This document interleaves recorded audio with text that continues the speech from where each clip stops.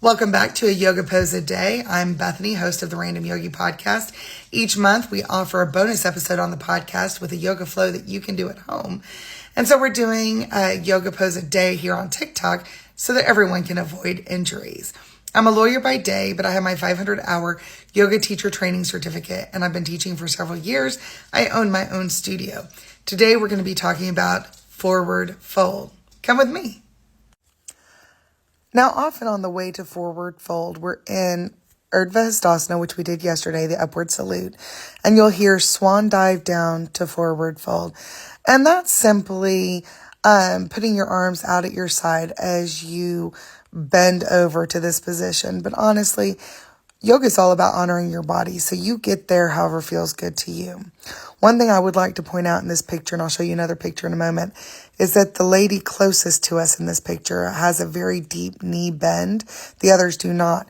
The reason you want to do that is that if you have very tight hamstrings, bending your knees, people think that's cheating, but it's not, because bending your knees and bending over actually will create more length faster.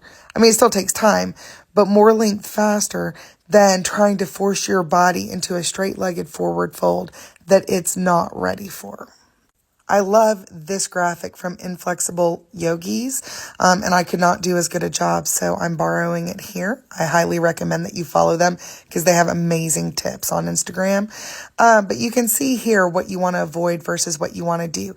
If your hands won't reach the ground in forward fold, then you're still going to want to keep